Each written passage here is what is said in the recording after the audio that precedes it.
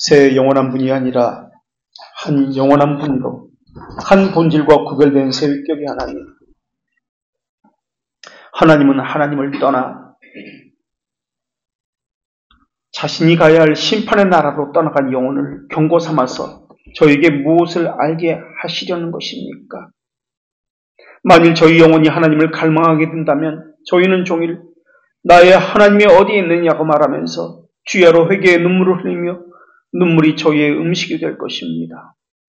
또 저희가 간구하는 것은 한 가지가 될 것인데 그것은 하나님의 집에 문지기라도 좋으니 하나님의 집 안에서 평생토록 살게 해달라고 하는 것일 것입니다. 그리고 저희는 또 이렇게 고백할 것입니다. 저희의 생명은 하나님뿐입니다. 하나님의 날은 영원하며 항상 동일하시며 하나님의 연대는 영원 무궁할 것입니다.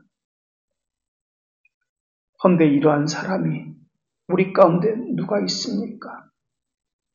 그러한 사람에게 갈급한 심령을 하나님께서 주신다고 말씀하셨는데 저희에게도 말씀과 함께 하나님의 자비하심과 자기 계시에서 나오는 진리의 아름다움을 허락하여 주시옵소서. 또 하나님은 말씀과 함께 저희에게 주어질 때 시간 안에도 계시지만 모든 시간을 초월하여 계신다는 것과 주의 백성에게서 절대 떠나가지 않는다고 약속하셨습니다. 그가 누구든지 저희 인생은 하나님께 의존하고 있습니다. 저희가 인정하든 그렇지 않든 생명과 죽음도 하나님의 손안에 있습니다. 저희가 생명이 무엇이고 죽음이 무엇인지 분명히 알아서 주관자이시며 재판장이신 하나님을 두려워하며 말씀을 받을 때도 하나님의 음성을 듣고 두려워 떨게 하여 주시옵소서. 그러나 저희에게 말씀 사역제를 통해서 진리의 말씀이 주어질 때 헛된 것이 가르쳐지지 않도록 어두움은 쫓아내 주시옵고 저희 심정에도 파수꾼을 세워주셔서 사악한 오류와 왜곡이 틈타지 못하게 하여 주시옵소서. 저희 자신은 평안하고 참됨을 추구한다고 여기고 있지만 저희 실상은 거짓과 속임과 영적 선을 향한 반감이 있습니다. 게으름과 성급한 확신이 가득 차 있습니다. 하나님을 싫어하는 경향이 있습니다.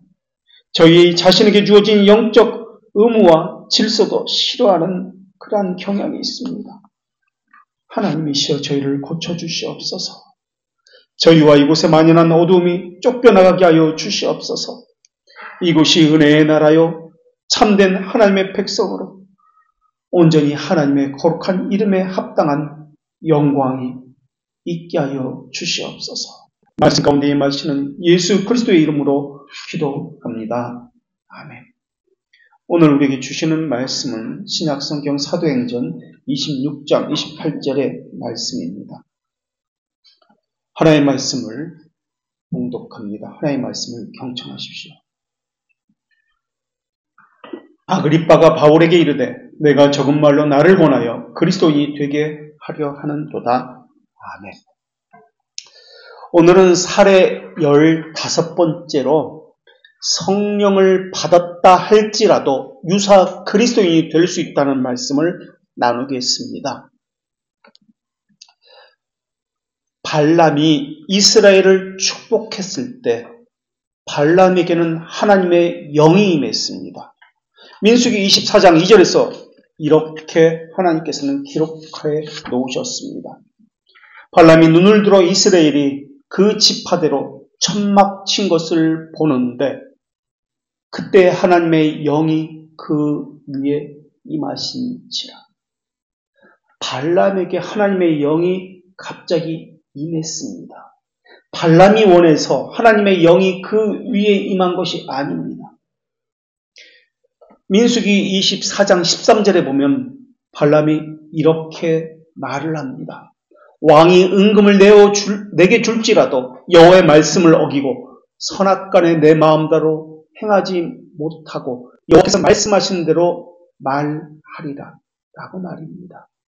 여호와의 말씀대로만 전하겠다라는 것입니다. 누가 시켜서 한 말이 아닙니다. 발람이 자원해서 그 말을 했습니다. 질문이 있습니다. 발람은 거짓 선지자가 아닙니까? 어떻게 거짓 선지자에게 하나님의 영이 임할 수 있단 말입니까? 거짓 선지자는 거짓과 왜곡된 것을 전해야 되는 것 아닙니까? 어떻게 진리의 말씀을 전할 수 있습니까? 어떻게 거짓 선지자가 자신을 하나님의 말씀을 듣는 자라고 말할 수 있습니까? 어떻게 거짓 선지자를 향해서 성경은 지극히 높은 자의 지식을 아는 자라고 기록할 수 있습니까? 또 어떻게 해서 거짓 선지자인 발람이 전능자의 환상을 보는 자라고 말씀할 수 있습니까?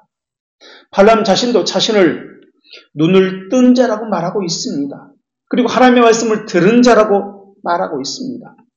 결국 발람은 하나님의 심판을 받아 죽습니다만 어떻게 하나님의 영을 받은 사람이 하나님의 심판을 받아서 죽을 수 있단 말입니까?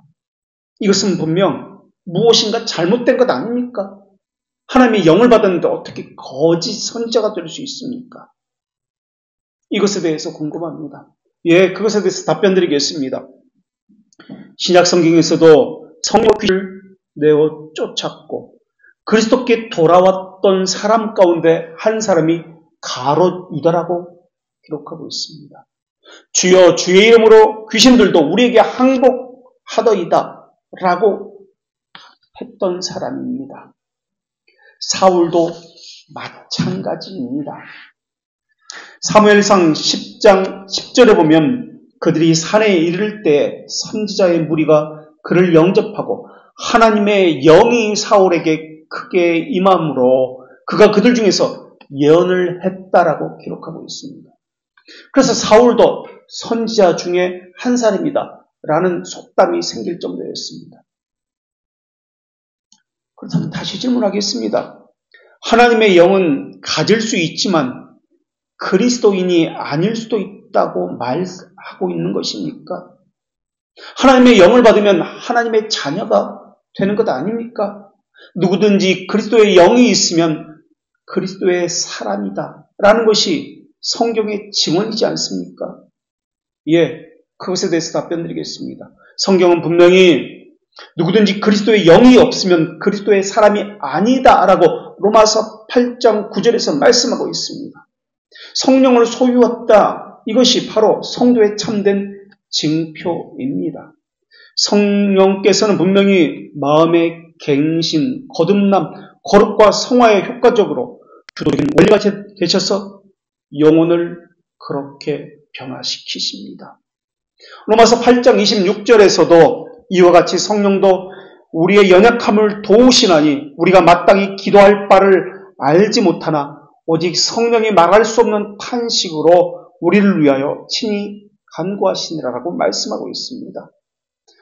발람도 분명히 자기 의지와는 다르게 성령이 말할 수 없는 탄식으로 자기가 하고 싶은 말과는 다른 말을 전했습니다. 저주의 말을 하고 싶었습니다. 그렇게 명령을 받았습니다. 그런데 하나님의 영이 발람의 심정을 붙잡아서 다른 쪽으로 돌렸습니다. 이것은 사람 편에서 보면은 그 사람 스스로 자원해서 말씀대로 행하는 것으로 나타났습니다. 그러나 성령을 받은 사람 모두가 이런 방식으로 받는 것은 아닙니다. 그래서 성령을 받았다고 해서 모두가 참된 그리스도인이다 라고 해서는 안 됩니다. 그 이유가 있는데 그 이유를 5가지로 말씀드리겠습니다. 첫째, 성령께서 일시적으로 임하시지만 거주하지 않을 수도 있기 때문에 그렇습니다. 성령께서는 사람 안에만 아니라 어디든 임할 수 있습니다. 웨스트민스터 대교리 문답 4문과 7문에서는 하나님이 어떤 분이신가를 질문하면서 여러 가지 속성을 열거하지만 여기서 가장 중요한 속성이 하나님 영이시다라는 속성입니다. 이 말은 하나님은 어떤 형상으로도 표현해서는 안 된다는 말이고 가시적으로 그리거나 만들어서 조각되어서도 안 된다는 의미입니다. 또 벨지카 신앙고백서 1항에서도 우리 모두가 심정적으로 믿고 입술로 고백하는 것은 유일하시고 단일하시는 영적 존재가 존재한다는 가르침입니다. 하나님이 영이시다, 영적 존재다라는 말은 사람은 눈으로 볼 수 없다는 말입니다. 귀로 들을 수 없다는 말입니다. 손으로 만질 수 없고 사람의 지성으로 상상할 수 없는 분이다라는 사실을 명시하는 선언입니다. 그렇기 때문에 영이신 하나님을 사람의 것으로 한계를 짓거나 제한을 하거나 상상하거나 사람의 것처럼 규정해선 안 된다라는 말이 하나님의 영이신이라는 말입니다. 그래서 기독교 강요 1권 10장에서 하나님에 대해서 설명을 하면서 세 가지로 설명을 합니다. 첫째, 성경이 하나님을 계시한다고 할 때 자신이 누군지 말씀하는 것보다도 하나님이 누군지 말씀하는 것이 아니라 우리를 향해 있다는 것을 말씀하는 것입니다. 둘째, 우리는 그분이 그렇기 때문에 누구신지보다도 우리에게 어떤 분이신지를 알아야 합니다. 그분은 항상 우리와 관계하는 분으로 나타나기 때문에 그렇습니다. 그래서 우리는 그분이 누구신지를 모릅니다. 우리와 관계하는 그분이 어떤 분인지 이것만 알 수 있을 뿐입니다. 셋째, 성경은 어디서든지 하나님의 부성적 선하심과 자비로우신 의지를 파악해야 합니다. 이것을 우리는 한 단어로 아버지라고 말을 합니다. 이 세 가지 것을 간과했을 때 반드시 우상 숭배와 미신으로 빠진다라고 기독교 강요에서 우리에게 가르치고 있습니다. 이런 의미에서 그릇된 신앙을 가지고 있었던 수가성 여인에게 예수님은 예배하는 자는 영과 진리로 예배할지니라 라고 말씀해 주셨습니다. 수가성 여인은 어디서 예배해야 하느냐? 어디서 예배해야 되느냐? 그래야 참된 예배가 되느냐? 라고 예수님에게 물었던 것입니다. 우리 식으로 이야기하면 어떤 교회 다녀야 되느냐? 그렇다고 어떤 교회든 다녀도 된다는 말은 아닙니다. 반드시 참된 교회를 다녀야 합니다. 당시 사람들은 하나님에 대해서 공간적으로 이해했습니다. 사람의 측면에서 제한했습니다. 가두어 두려고 했습니다. 그래서 장소적으로, 공간적으로, 물질적이고 가시적으로 하나님의 임재를 생각했던 것입니다. 그러나 하나님은 주권자이십니다. 이렇게도 할 수 있고 저렇게도 하실 수 있는 분입니다. 그렇기 때문에 하나님의 영이 그 사람에게 임했지만은 그렇다고 하나님의 영이 임했다고 그 사람이 하나님의 자녀라는 보장은 없습니다. 하나님이 행하실 일이 있기 때문에 임시적으로 그 사람에게 영이 임하실 수도 있기 때문에 그러합니다. 성령이 어디든 계시지만은 계시는 곳이라 하여 다 거주하고 계시는 것은 아닙니다. 성령은 모든 사람과 함께 계시지만 오직 성도 안에만 실질적으로 거주하십니다. 그래서 위선자들은 일시적으로 성령을 보유할 수도 있습니다. 그러나 성령이 영원토록 그 안에 함께 계시지 않습니다. 그래서 위선자들은 일시적으로 무엇을 하는 척 할 수 있습니다. 그러나 지속적으로 그 일은 하지 못합니다.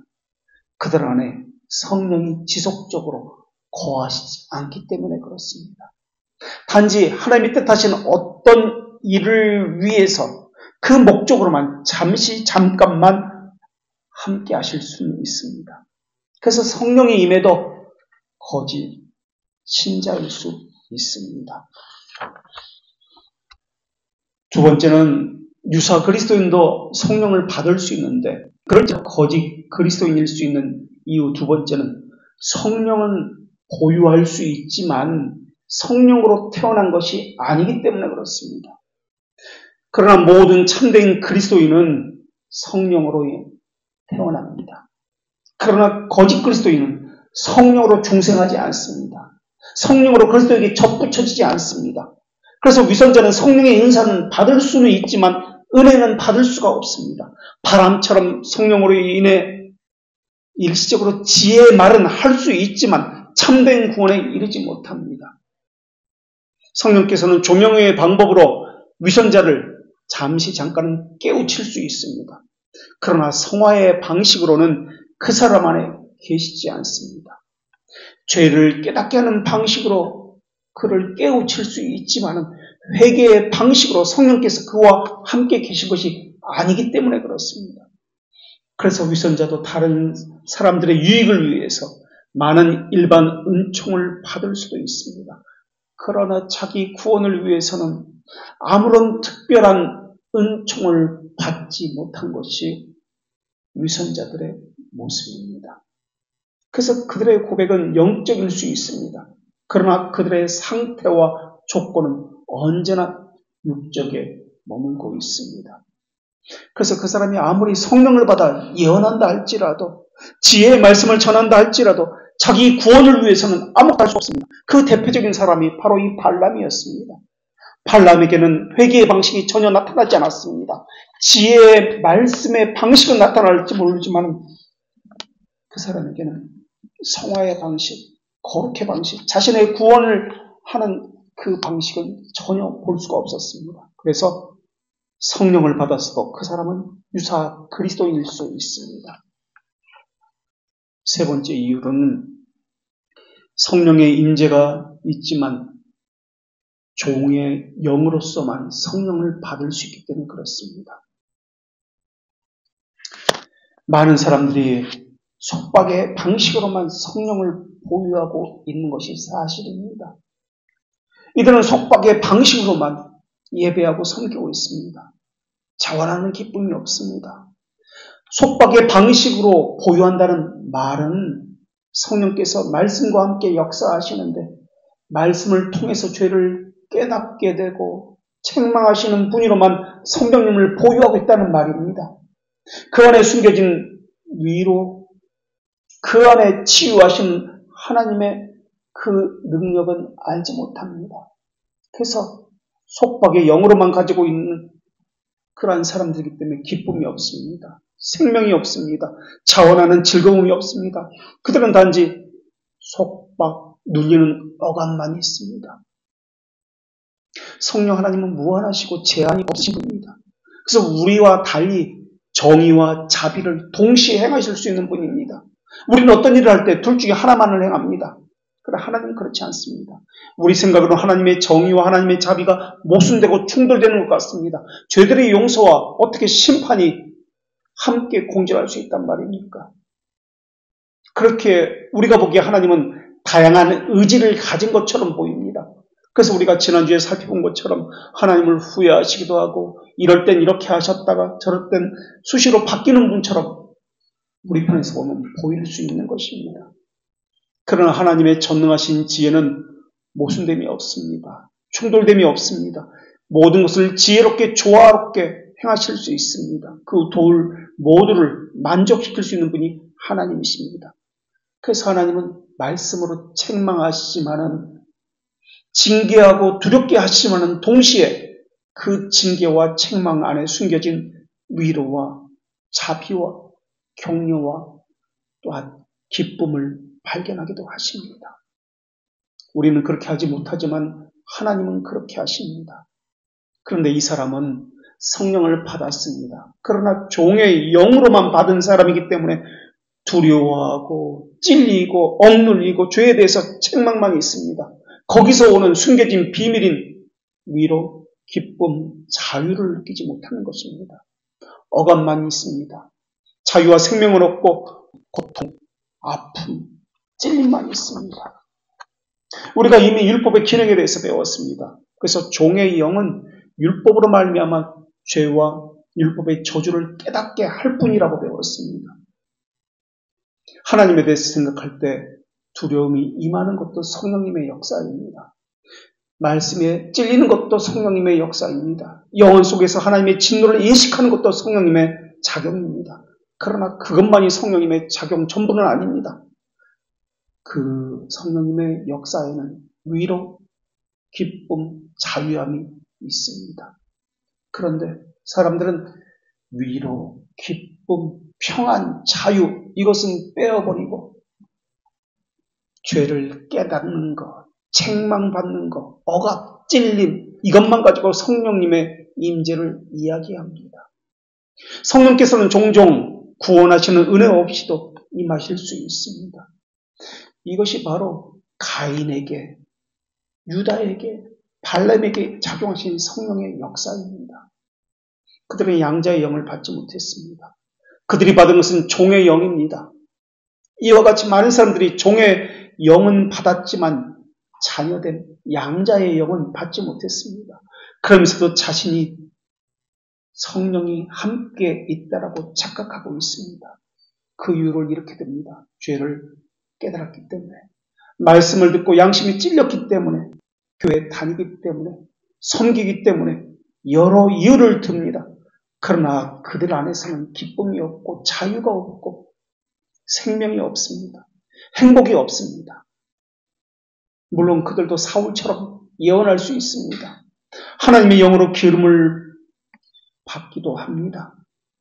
그것도 성령님의 역사이지만 그것만 가지고 하나님의 자녀라고 말해서는 안 될 것입니다. 기름 부음 받았다는 것은 그저 왕으로서 형식적으로 의식이나 절차 차원에서 받을 수 있기 때문에 그렇습니다. 그렇기 때문에 그것만 가지고 자신이 하나님의 자녀다, 이것이 바로 언약의 증거다라고 말을 해서는 안 됩니다. 이것은 하나님을 한정짓고 제한시키는 것이기 때문에 그렇습니다. 하나님은 하나님의 뜻대로 모든 것을 행하실 수 있습니다. 도구 없이도 행하실 수도 있고 도구와 함께 하실 수도 있고 심지어 사탄을 통해서도 하나님의 뜻을 이룰 수도 있습니다. 그 좋은 예가 욥기에 나오는 사탄의 예입니다. 사탄은 하나님의 허락을 받고 욥을 무너뜨리고자 건강과 재산을 빼앗았습니다. 욥의 가정을 망가뜨렸습니다. 그러나 이러한 모든 것들은 하나님의 섭리적 지혜 안에서 이루어진 것입니다. 이것으로 인해서 욥은 어떻게 되었습니까? 더 강건해졌습니다. 더 견고해진 신앙을 가지고 성도의 견인을 받을 수 있었습니다. 그래서 욥의 고백이 무엇입니까? 내가 귀로만 들었사온데 이제는 눈으로 주를 배웠나이다라고 고백을 하게 된 것입니다. 그러니까 일시적인 성령의 역사의 경우에는 생명이 없다는 것이 특징입니다. 생명이 없다는 것은 성장이 없다는 것입니다. 거룩에서 성장이 없습니다. 거룩이라는 하나의 목표를 향해서, 어떤 목표를 향해서 자꾸 점점 장성해 가는 모습이 나와야 하는데 지속성이 없습니다. 한순간 하나님의 일을 이루기 위해서 하나님이 일시적으로 부어주는 경우만 있습니다. 아는 것에서, 정서적인 면에서, 성품적인 면에서 점점 거룩을 향해서 향상되어가는 장성한 생활이 나타나야 합니다. 물론 성장은 불신자에게도 있는 것입니다. 윤리도덕적으로 사람들은 다 구하고 있는 것이 성장입니다. 그러나 신자의 성장은 그런 종류의 성장이 아닙니다. 불신자의 도덕적인 완성, 인격적인 성숙을 향한 자태와는 전혀 다른 성장입니다.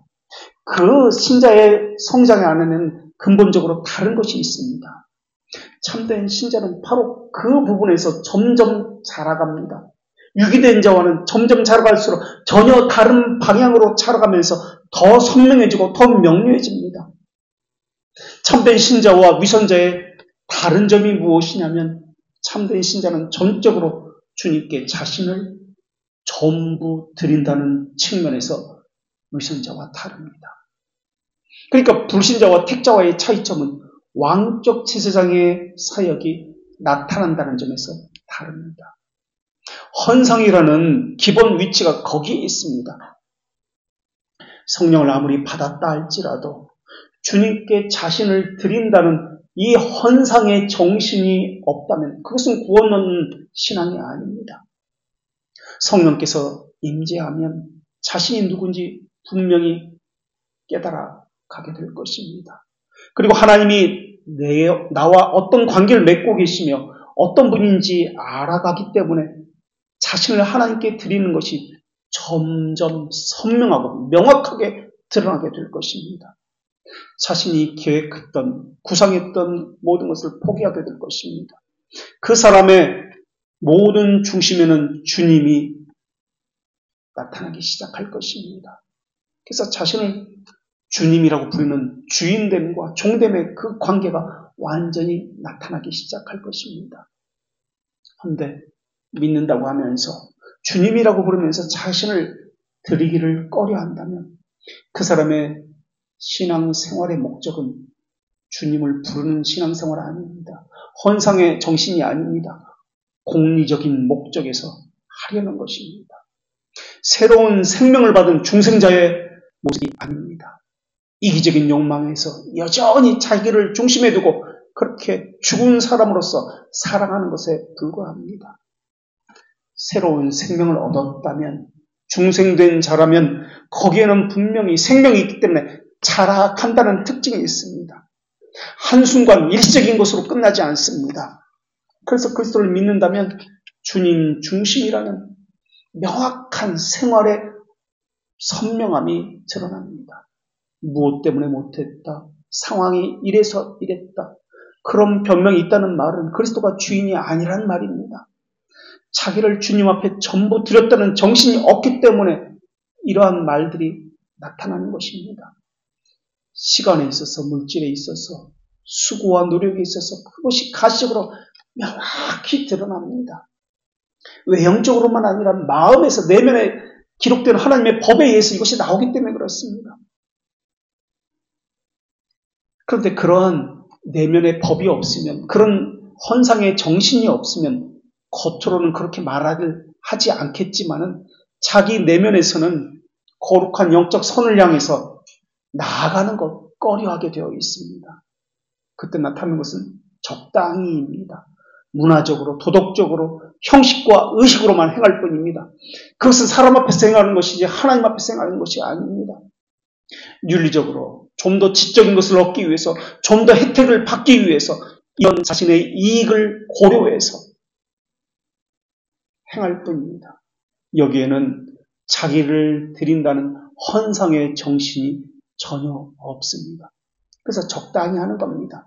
자기 체면에 손상받지 않을 정도로만 자기 이익을 고려해서 적당히 조절해서 하는 겁니다. 이것은 칸트의 도덕 철학입니다. 이런 세상의 정신을 가지고 교회 안으로 들어와서 교회의 정신을 훼손하고 비웃는 것입니다.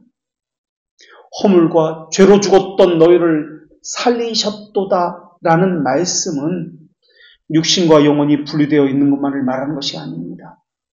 그보다 생명의 근원이신 하나님으로부터 떨어져 나간 한 사람의 존재를 말하고 있는 것입니다. 교회 다녀도 생명의 근원에서 멀리 떨어져 있습니다. 그런 까닭에 하나님과 교제하는 것이 싫습니다. 은혜의 방편을 통해서 하나님의 은혜에 보존되는 것이 싫습니다. 그래서 빛이 세상에 임하여도 사람이 어두운 가운데 있는 것을 더 좋아하는 까닭에 빛을 거부합니다. 그런데 문제는 자신이 그런 상태에 있다는 것을 전혀 모른다는 것입니다. 그냥 싫습니다. 이유가 없습니다. 은혜의 방편이 싫은 겁니다. 영적 선을 향하는 걸음, 거룩을 향한 그 걸음이 그냥 싫은 겁니다. 그것이 게으름으로 나타나는 것입니다. 이유를 모릅니다. 그냥 하기 싫은 겁니다. 귀찮아지는 겁니다. 그러면서 자기 변명으로 일관합니다. 이것을 게으름이라고 합니다. 몸이 아파서요. 회사가 바빠서요. 남들도 다 그러는데 뭘 이렇게 이야기합니다. 이런 사람은 성령을 받았다는 말 자체가 성립이 되지 않습니다. 설사 발람이나 사울처럼 하나님의 영을 받았다 할지라도 그것은 일시적이고 부분적인 것만 드러날 뿐입니다. 그래서 이런 사람은 성령을 받았어도 유사 그리스도인일 수 있습니다. 물론 이런 사람들 예언을 합니다. 많은 은사를 가질 수 있습니다. 말씀을 듣고 찔림을 받고 깨달을 수 있습니다. 그럴지라도 말입니다. 이제 네 번째로 자기 안에 역사하는 성령을 가지고도 성령께 저항할 수 있다는 것을 말씀드리겠습니다. 성령께서는 우리 안에 거하시면서 보혜사로서 우리에게 주신 은혜를 온전케 하시고 은혜로 말미암는 거룩한 열매를 맺게 하시는 분이 성령이십니다. 또 우리가 가진 사람됨에 있어서도 도덕적인 품성을 맺게 하시는 분이 성령의 역사입니다. 그런데 우리는 그럴듯한 구실을 대면서 하나님의 말씀에 저항하고 성령을 소멸시킵니다. 그래서 교회를 다닌다고 하지만은 허물과 죄에서 벗어나지 못한 행보를 하곤 합니다. 에베소 2장 1절 말씀처럼 허물과 죄로 죽었던 너희를 이제 다시 살리신 것이라. 정말 살리셨다면 허물과 죄로 죽었던 너희를 정말 살리셨다면 살아난다는 특징이 있습니다. 하나님부터 멀어지는 것이 아닙니다. 생명은 하나님께 가까이 가는 것입니다. 거룩으로 가까이 점점 다가가는 것이 생명입니다. 갈급하고 목마르고 하나님께 가까이 가지 않으면 죽을 것 같은 불붙는 심정이 일어나는 것이 생명입니다. 영원한 생명을 받은 사람이기에 생명이 자연스럽게 그 변화된 사람에게 나타납니다. 그래서 변화된 그 사람에게는 변화된 영혼의 기능이 있습니다. 그래서 지적으로나 정서적으로나 의지적으로나 순종으로나 무엇이든지 전적으로 자신을 주님 앞에 드리는 삶을 살고 싶은 강렬한 소망을 가지고 살아가게 되어 있습니다. 그것이 가장 우선순위입니다. 다른 것이 눈에 보이지 않습니다. 이것이 성령 하나님께서 함께 하시는 그 사람의 특징입니다. 적당히 세상과 교회 사이에서 이렇게 하지 않습니다. 사람과 하나님 사이에서 내가 하고자 하는 그 일을 추진하기 위해서 게으름 가운데 자신을 맡기면서 사는 이런 신앙을 갖지 않습니다. 이런 신앙 가운데 사는 사람은 10년을 교회 다녀도 도덕적 성격에서는 물론이고 그리스도적으로 자라가는 것이 전혀 없습니다. 그래서 10년을 교회 다니든 20년을 교회 다니든 직분을 가졌든 전혀 변화가 나타나지 않습니다. 오히려 교회를 오래 다니면 다닐수록 옹고집이 더합니다. 교만이 더합니다. 자기밖에 모르는 아집이 더 강합니다. 교인이라고 하지만 사람들은 이 세상 사람들이 변화하는 그런 정도의 변화만을 가지고 마치 그리스도인으로 변화된 것처럼 그렇게 자신을 속이고 있고 다른 사람들도 속이고 있는 것이 오늘날 실정입니다. 그래서 성경은 이사야 63장 10절에서는 이스라엘이 반역하여 주의 성령을 근심하게 하였으므로 라고 말하고 있습니다. 이와 동일한 죄로 그들의 후손에 대해서도 성경은 고발하고 있습니다. 사도행전 7장 51절에서 목이 곱고 마음과 귀에 할례를 받지 못한 사람들아 너희도 너희 조상과 같이 항상 성령을 거스리는도다 라고 그의 조상들과 그의 후손들에게도 동일하게 말씀하고 있습니다. 위선자들은 거듭남과 양자됨과 거룩하게 된 성화와 또한 견인과 영화에 이르기까지 지속적으로 성령을 소유하지 못합니다. 성령을 감동을 소멸합니다.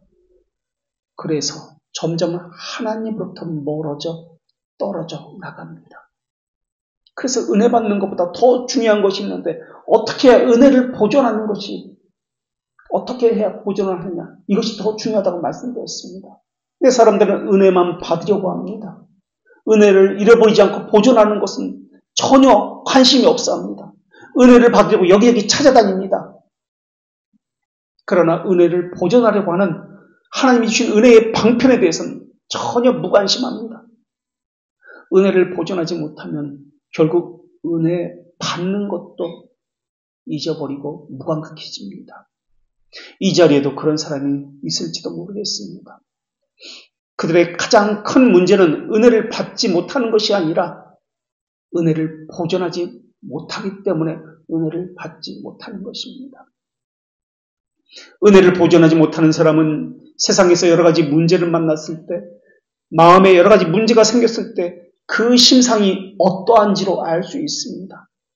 그럴 때 어떤 이는 반성하기도 하지만 어떻게 하자고 계획하기도 합니다. 그럴 때 어떤 이는 성장이나 은혜의 성이 너무나 미미하기 때문에 보잘것없어 항상 문제 앞에서 이것이 너무나 크게 보이기 때문에 은혜의 성은 모래성처럼 무너져 버립니다. 그래서 그 문제 앞에 넘어지곤 합니다. 그래서 상황에 따라 움직입니다. 주어진 환경에 쉽게 타협합니다. 항상 거룩과 은혜에 대해서는 양보하고 내어줍니다. 그러나 하나님께서는 하나님의 자녀에게 매일매일의 생활의 행복까지도 하나님께 드리라고 하여서 구약에서는 이것을 소제라고 했습니다. 자신이 매일 먹는 것 가운데 고운 가루 에바 10분의 1을 드리는 것이 소제입니다. 이렇게 해서 매일매일의 자신의 삶 드리라고 한 것이 바로 명시된 것이 소제입니다. 이것을 헌상이라고 합니다. 그러니까 헌상은 몸만 드리는 것이 아닙니다. 물질만 드리는 것이 아닙니다. 자신의 삶은 물론이군요. 자신의 영혼을 담고 있는 자신 전체를 하나님 앞에 드리는 것을 헌상이라고 합니다. 그런데 소제는 곡식으로 드리는 것인데 소제만 드릴 수 있는 것이 아닙니다. 소제만 드릴 수 없습니다. 반드시 죽음이 나타나는 피 있는 제사와 함께 드려야 했습니다. 자기 삶에 자기를 깨트리는 정신, 자기를 부인하고 죽이는 헌상의 정신이 있어야 한다는 뜻입니다. 그런데 이것에 대해서 불편해합니다. 자신을 드리는 것에 대해서 명확한 태도를 취하지 못합니다. 의식적으로만, 형식적으로만 헌상을 합니다. 이것은 그리스도의 지체다운 정당한 도리가 아닙니다. 그러다 보니까 11조, 구제, 선교, 감사, 특별 헌금 같은 것은 나와는 상관이 없다고 생각합니다. 그러니까 한두 가지 것만 붙들고 행할 뿐입니다. 그리고 전적으로 드리는 것이 아니라 일부분만 가지고 다 했다라고 생각합니다. 물론 헌상은 가시적인 것으로 되는 것이 아닙니다. 헌상은 어떤 정신이냐 이것을 가지고 말을 해야 합니다. 세상의 정신을 가지고 교회 안으로 들어와서 하나님을 이용해서 적당히 혜택만 받고자 하는 이러한 정신으로 교회에 들어오는 사람들이 많습니다.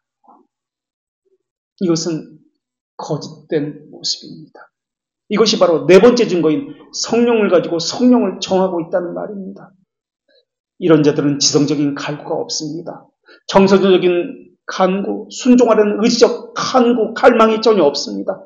자기 육체의 소욕을 따라 살기 때문에 힘들다, 불편하다, 지겹다, 어렵다, 본능적이고 감각적인 것만 가지고 성령의 일을 생각합니다.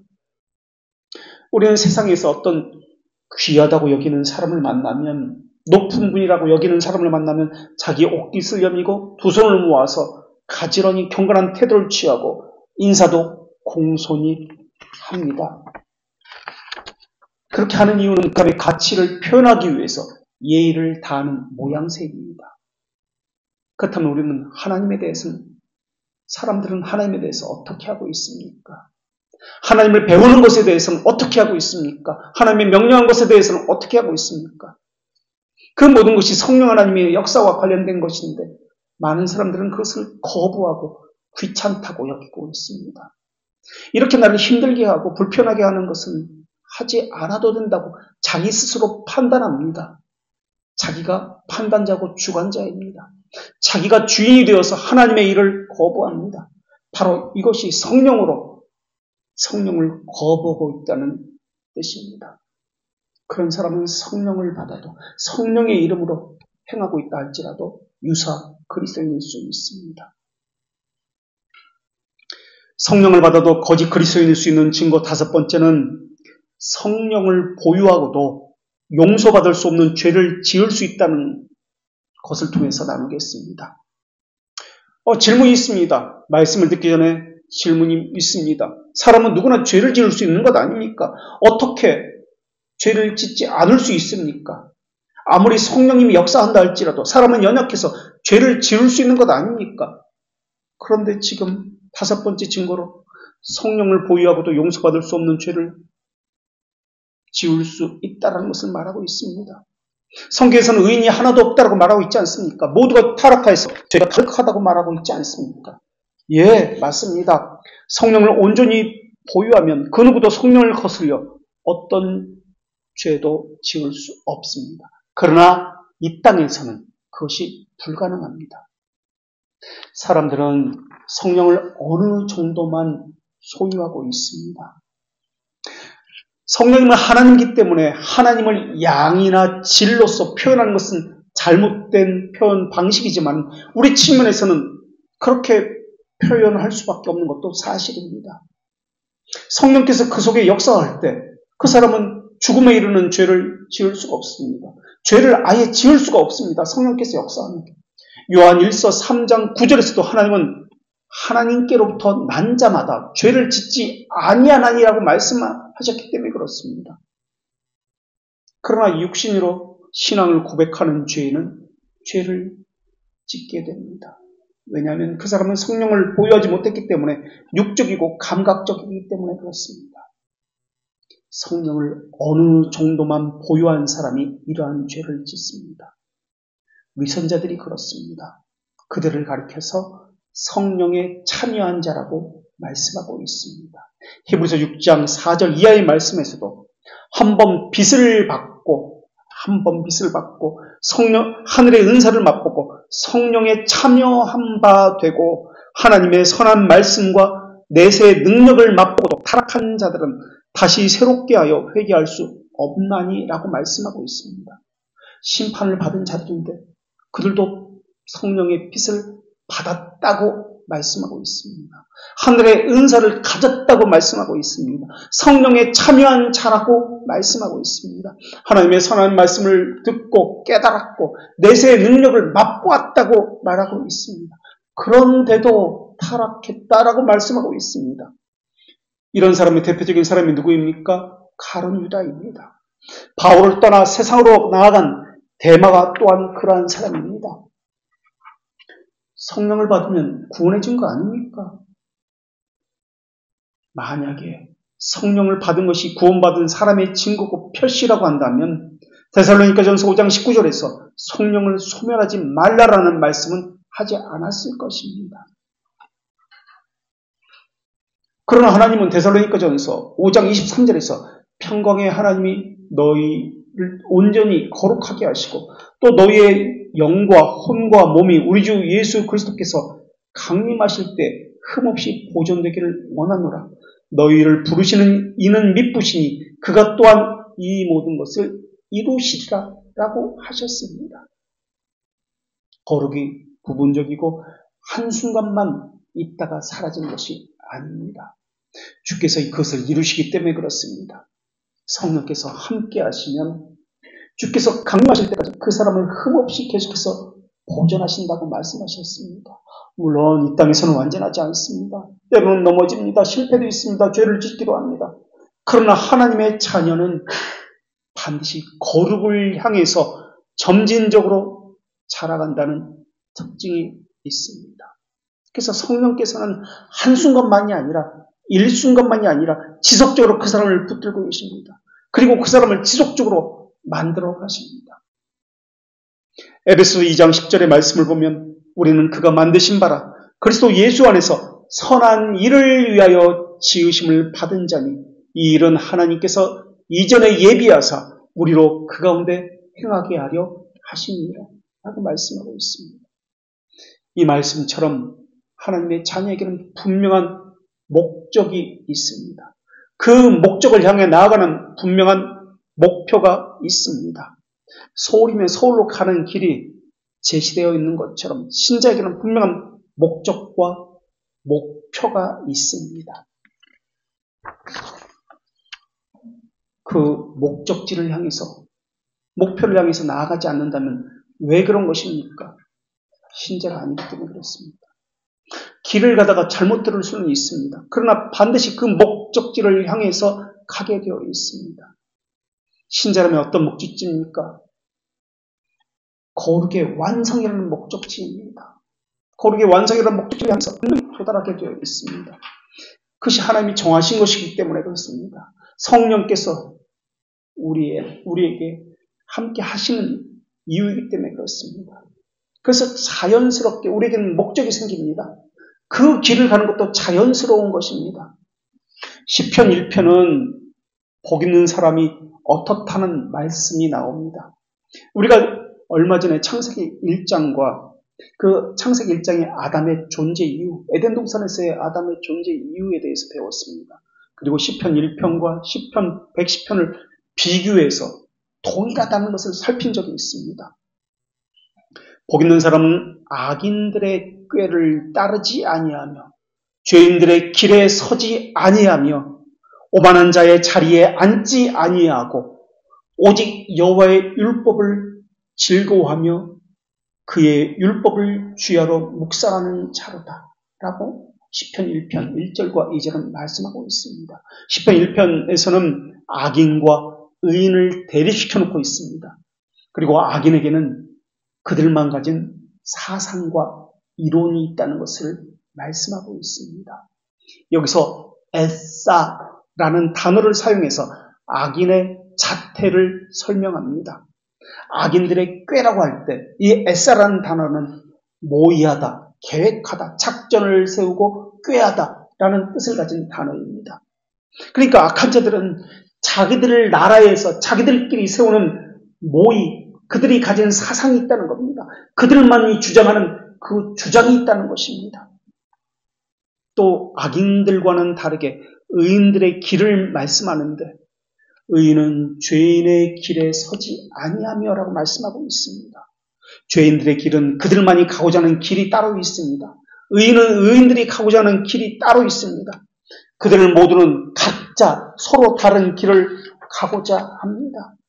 악인은 악인대로, 의인은 의인대로 그들이 가진 사상과 정신을 가지고 그 정신대로 각기 다른 목적지를 향해서 가고자 합니다. 여기서 죄인의 자리에 앉았다, 의인의 자리에 앉았다라고 할 때 앉았다라는 단어는 모샤부라는 단어입니다. 사람들의 좌소를 말합니다. 지금 그 사람들이 앉아있는 그 자리는 어떤 의지나 계획만을 말하지 않습니다. 모샤부라는 단어는, 앉았다라는 이 단어는 집단적으로 같이 사는 그런 의미를 나타내는 단어입니다. 그러니까 악인은 오만한 자의 자리를 거처에 둡니다. 그 위에 집을 짓고 살아갑니다. 그렇게 동류의 사람들이 그 자리에서, 그 좌소 모샤부에서 살아가고 있습니다. 이것이 악인들의 길이고 자리입니다. 그 나라 사람들은 교만을, 그러니까 오만을 목표로 해서 에싸를 세우고 꾀하고 있습니다. 그 자리가 자신들이 인생에서 도달해야 할 자리라고 생각하면서 그 나라 사람들은 살아가고 있습니다. 그래서 그 나라 사람들은, 악인들의 나라 사람들은 하나님을 향한 헌상의 정신이 없습니다. 자기가 주인입니다. 자기 육체가 원하는 삶을 삽니다. 하고 싶으면 하고 하기 싫으면 하지 않습니다. 그러나 반면에 의인들은 악인의 자리에 앉지 아니하며라고 말씀하고 있습니다. 복 있는 사람들은 악인들의 꾀를 따르지 아니하고 죄인들의 길에 서지 아니하며 오만한 자리에 앉지 않는다고 했습니다. 그 다음에 뭐라고 말씀하고 있습니까? 시편 1편 2절에서 오직 여호와의 율법을 즐거워하여 그의 율법을 주야로 묵상하는 자로다. 묵상한다라고 이야기합니다. 의인들은 악인의 꾀를 따르지 않습니다. 악인들이 즐거워하는 것을 즐거워하지 않습니다. 오히려 그들과는 다른 것을 즐거워합니다. 의인들은 악인들이 목표로 가지고 있는 오만한 자리에 앉는 것을, 그 자리에 앉지 않습니다. 악인들이 꾀하는 것을 꾀하지 않습니다. 그리고 적극적으로 무엇을 행합니까? 2절에서 말씀하고 있는 대로 의인들은 율법을 즐거워한다는 특징이 있습니다. 왜 즐거워합니까? 율법은 책망하는 거 아닙니까? 죄를 깨닫게 하는 거 아닙니까? 이것이 어떻게 즐거움이 됩니까? 이것이 찔리고 아프고 억압 아닙니까? 성경은 그렇게 말하지 않습니다. 율법은 책망하지만, 찔리게 하지만은 즐거워한다라고 표현하고 있습니다. 그러니까 율법 안에 숨겨진 예수 그리스도의 자유로운 복음을 발견했다는 것을 표현하고 있는 것입니다. 매일 즐겁기 때문에 가까이 합니다. 밤낮으로 묵상합니다. 이것이 악인과 의인의 차이입니다. 의인은 오만한 정신을 갖지 않고 죄인들이 즐거워하는 것을 가장 싫어합니다. 어둠 속에서 모색하고 오만한 자리에 앉으려고 꾀하는 것을 가장 싫어합니다. 의인은 즐거움을 어디서 찾습니까? 악인은 즐거움을 오만한 자리에 앉는 것에서 찾습니다. 오만한 사상을 가진 것, 이것에서 그들은 즐거움을 찾지만 의인은 율법 안에서, 여호와의 말씀 안에서 즐거움을 찾습니다. 그래서 악인의 사상과 철학과 주장과 가장 대립되는 점에서 의인과 악인은 상반됩니다. 그 다음에 의인은 5절에 보면은 의인들의 모임이 있다는 것을 이야기하고 있습니다. 그 모임에 참여하려고 합니다. 5절 말씀은 이렇습니다. 그러므로 악인들은 심판을 견디지 못하여 의인들의 모임에 들지 못하리로다. 이때 모임이라는 단어는 우리가 이미 배운 대로 에다라는 단어인데 교회라는 단어로 번역된 단어입니다. 그러니까 의인은 참된 무리와 함께합니다. 그러니까 다시 말하면 오늘날 식으로 얘기하면 참된 교회에 가입합니다. 오만한 자리에 앉지 아니하고, 오만한 꾀를 따르지 아니하고, 오만한 사상을 갖지 아니하고. 이때 에다는 가시적인 건물이나 조직이 아닙니다.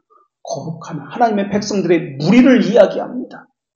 그래서 그들은 거룩을 향해서 성장하는 이들이기 때문에 서로가 서로에게 거룩한 영향력을 끼칩니다.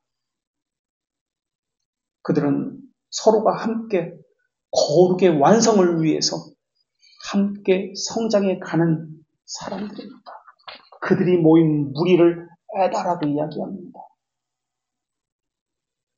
의인은 하나님께서 의인에게 주신 큰 목적이 있습니다. 그리고 그 목표가 있습니다. 그 나라에 속한 무리가 함께 그 거룩이라는 완성이라는 목표를 향해서 나아갑니다. 선한 일이라고 하는 것은 세상의 윤리도덕적인 일만을 말하는 것이 아닙니다. 하나님의 창조의 목적에 합당한 일을 이야기합니다. 그러니까 아담이나 우리 신앙의 조상들에게, 족장들에게, 아브라함이나 모세와 여호수에게 맡기신 사명, 왕적 제사장의 역할을 훌륭히 감당하는 것입니다. 그 의인의 길만을 하나님께서 인정하신다는 것입니다. 반면에 하나님께서 인정하지 않는 길이 있는데 그 길은 악인의 길입니다. 악인의 길은, 악인의 나라에서는 악인들이 교만한 자리에 앉으려고 합니다. 헌데 그들이 꾀하는 모든 계략은 오직 바람에 나는 겨와 같다고 했습니다. 의인은 무엇을 자신의 영혼의 안식으로 삼아야 하는 것입니까? 무엇을 가지고 정신의 좌표로 삼아야 하는 것인지 분명하지 않습니까? 어느 길에 서야 하는 것입니까? 내가 거룩하니 너희도 거룩하라 라는 말씀대로 하나님의 백성은 그 길에 서야 되고 그 자리에 앉아야 되는 것 아닙니까? 헌상이라는 것은 단순히 돈 얼마를 드린다는 말이 아닙니다. 하나님 나라의 백성의 정신이 어떠하냐라는 것이 헌상입니다. 그러니까 헌상은 예배의 한 순서가 아닙니다. 한 부분이 아니라 신자의 삶 전체를 이야기하는 것이 헌상입니다. 우리는 자기 자신이 가진 그 정신을 성찰해서 천국의 증거를 가지고 있는지 살펴봐야 합니다. 시편 77편 6절에서는 내 심령으로 내가 내 마음으로 간구하기를이라고 말씀하고 있습니다. 내가 내 심령으로, 내가 내 마음으로 간구한다라고 했습니다. 내 심령, 내 마음이라고 했는데 이것은 마음이 여러 가지로 교차되어 갈등하고 있는 모습을 나타납니다. 이 갈등하고 있을 때, 상황 속에서 힘들어할 때 어떤 일을 합니까? 묵상하며 심령, 즉 영이 어떻게 할 것인지, 심령은 영이라고, 스피릿이라고 그렇게 번역되어 있는데 영이 어떻게 할 것인지 찾는다는 말입니다.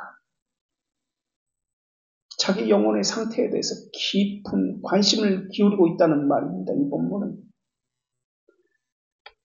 그렇다면 정말 우리는 거짓 행복, 거짓 은혜를 두려워하고 있는 사람들입니까? 의인들이 가야 할 길을 가고 있는 사람들입니까? 자신의 헌상에, 자기 죽음에 불이 있습니까? 성령님의 말할 수 없는 탄식이 심령의 불처럼 타올라서 견딜 수 없을 정도로 의에 줄이고 목말라서 하나님을 찾고 있습니까? 이것은 말과 문자에 관한 것이 아니라 실제 체험하고 있는 실제에 관한 이야기입니다. 자기 영혼에 무엇이 있습니까? 악인들처럼 세상의 오만을 목표로 해서 애싸가 가득 차고 있는 것은 아닙니까? 지금 어느 나라의 사람이 살고 있습니까? 악인들이 사는 모샤보라는 악인들의 모임 가운데에서 살고 있는 것은 아닙니까? 의인들의 모임에 들어있어야 되는 것 아닐까요? 시편 73편 25절은 땅에서는 주밖에 내가 사모할 자가 없도다 라고 말씀하고 있습니다.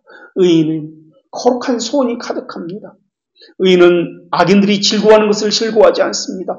오직 여호와의 율법을 즐거워합니다. 그 안에서 만족하고 그 안에서 기뻐합니다. 이것은 악인들이 싫어하는 것입니다. 의인들이 이것을 기뻐합니다.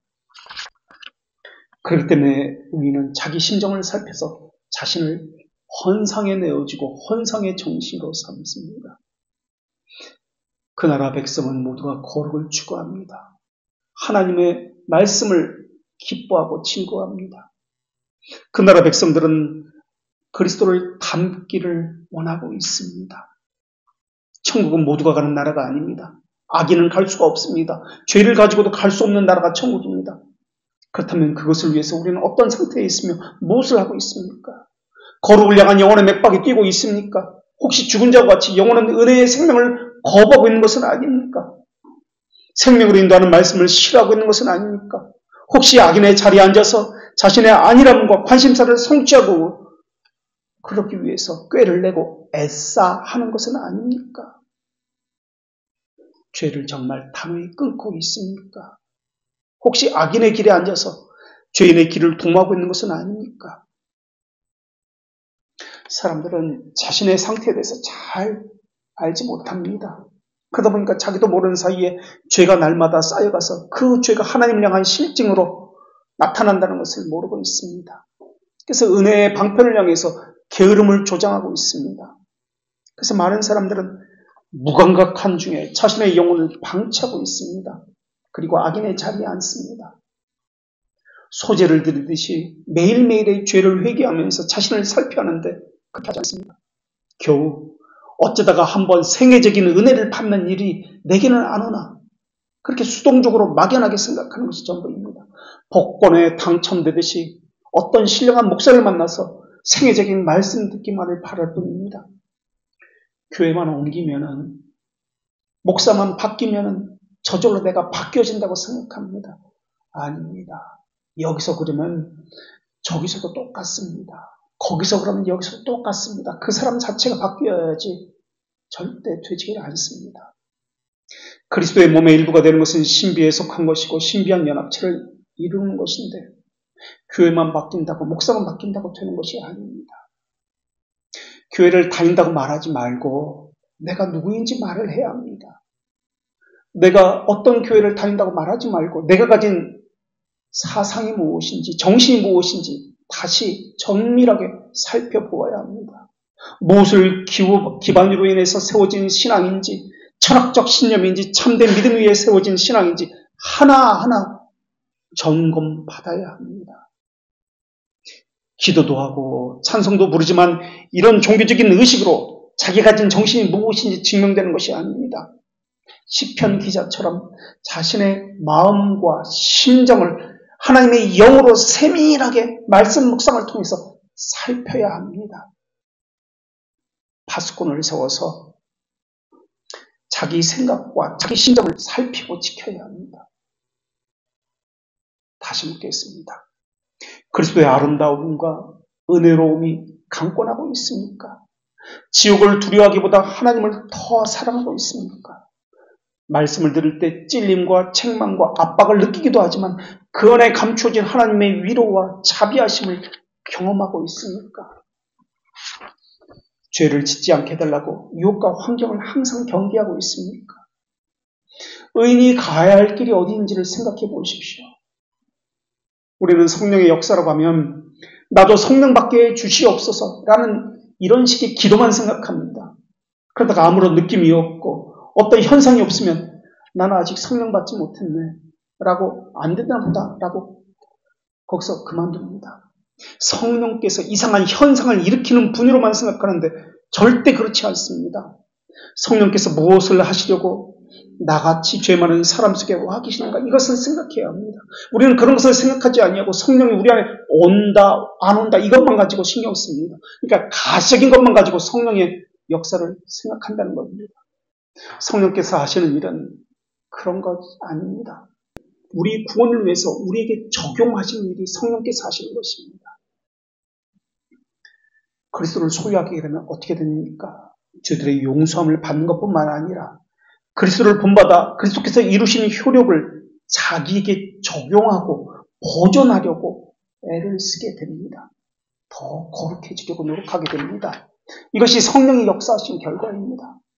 빌립보서 3장 13절의 말씀처럼 뒤에 있는 것을 잊어버리고 앞에 있는 것을 잡으려고 합니다. 이것이 성령께서 역사하신 결과입니다. 성령께서 함께 하시는 신자는 세상의 것이 아주 적어도 만족을 합니다. 그러나 은혜가 적으면 절대 만족하지 못합니다.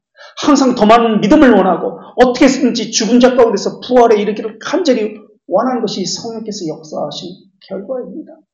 다른 사람보다 더 경건해지려고 애를 씁니다. 다른 사람보다 더 많이 하나님을 사랑하려고 했습니다. 몸은 세상에 있어도 마음은 하늘 향해 늘 있습니다. 그래서 다윗은 시편 139편 18절에서 내가 여전히 주와 함께 있나이다 라고 고백을 했습니다. 또 시편 16편 8절에서 내가 여호와를 항상 내 앞에 모시니요 라고 했을 정도로 하나님과 교제하며 살았습니다. 이것을 성령님의 특별 역사라고 이야기합니다. 생명에 이르는 구원과 관련되기 때문에 그렇습니다. 이 역사는 노아가 손을 내밀어서 비둘기를 방주 안으로 받아들였던 것처럼 손을 내밀어서 하나님의 자녀를 천국으로 받아들이게 하는 일을 하게 하는 성령님의 역사입니다. 이것 말고 유기된 자들도 받을 수 있는 일반 역사가 있습니다. 특별 역사가 구원과 생명과 거룩과 관계되는 것이라면 일반 역사는 하나님의 피조물 전체 위에 역사하는 그 사역을 말합니다. 이것은 거룩해 하는 것과 상관이 없습니다. 중생의 씻음과 성령의 새롭게 하시는 생명과는 전혀 상관없는 역사입니다.